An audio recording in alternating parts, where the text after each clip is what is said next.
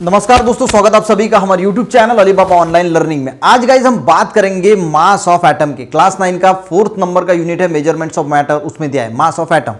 अब देखिए, कोई भी एटम है तो उसका मास होता कितना है, तो वो मास गाइज जो होता है ना पूरा का पूरा, वो कॉन्सेंट्रेट होता है सेंटर पार्ट में। जो एटम है, मान के चलो ये किसी भी एलिमेंट का एटम का जो है वो एटम है, और यहां पे जो उसका मास है, उस एटम का जो मास है वो कॉन्सेंट्रेट होगा उस सेंटर में। अब हमारी अगर बात करें तो हमारा मास जो है वो पूरे बॉडी में फैला होता है, किसी एक पार्ट में पूरा का पूरा कॉन्सेंट्रेट नहीं होता है। पर एटम की अगर बात करें तो एटम का मास, टोटल मास जो है वो यहां पे कॉन्सेंट्रेट हुआ होता है, यानी पूरा का पूरा मास सेंटर में होता है। सेंटर को ही हम कहते हैं न्यूक्लियस।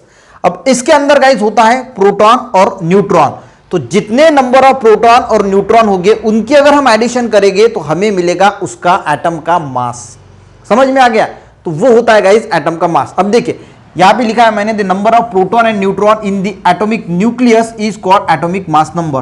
तो उसको ही, जो एटम का मास होता है उसको ही हम, वो जो नंबर हम बोलते हैं एटम के मास के नंबर को, तो उसको हम एटॉमिक मास नंबर जो है वो सिंपली कहते हैं। तो आपको एटम का मास कहां पे होता है, प्रोटॉन और न्यूट्रॉन की एडिशन अगर हम करते हैं तो उसको हम एटॉमिक मास नंबर जो है वो कहते हैं। अब देखिए, यहां पे 19th सेंचुरी में एक बात कही गई कि वो जो एटम का मास है वो हम कैलकुलेट कैसे करेंगे, या फिर बाकियों का एटम का मास हम कैसे कैलकुलेट करेंगे।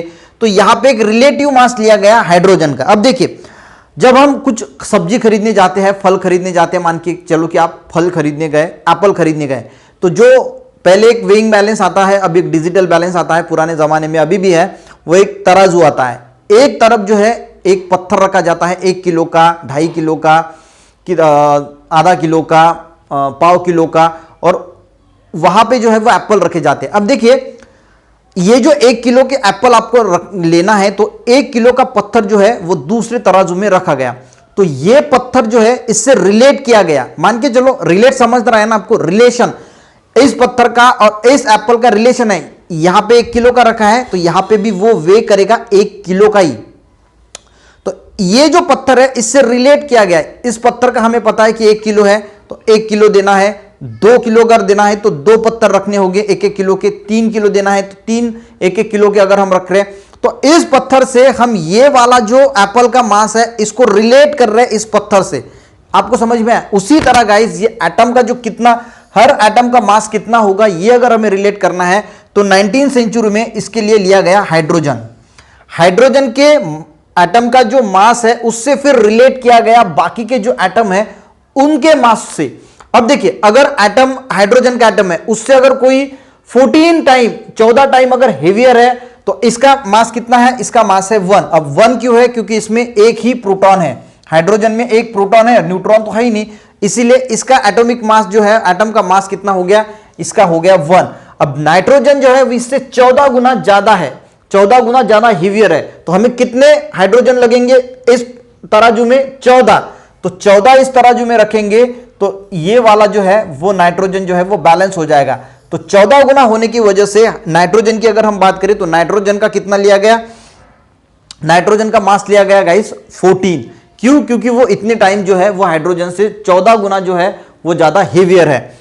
तो देख, आपको ये समझ में आ गया। तो इससे हाइड्रोजन से बाकियों का जो है वो रिलेट किया गया। हाइड्रोजन एटम क्यों लाइटेस्ट एटम है, 1 प्रोटॉन इन इट्स न्यूक्लियस, क्योंकि इसका जो मास है वो 1 है, और इस हिसाब से फिर बाकियों का जो है वो एटॉमिक मास जो है वो निकाला गया।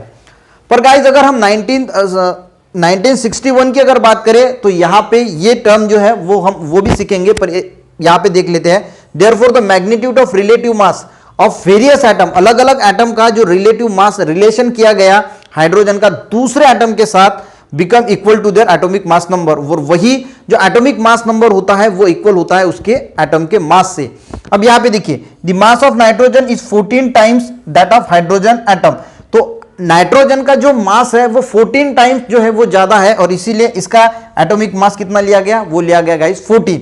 तो आपको ये बातें जो है वो समझ में आ गई होगी। यहां पे रेफरेंस किसको लिया गया, रेफरेंस लिया गया हाइड्रोजन को, यानी हाइड्रोजन के हिसाब से जो है वो सब कुछ जो है वो एटॉमिक मास जो है वो कैलकुलेट किया गया।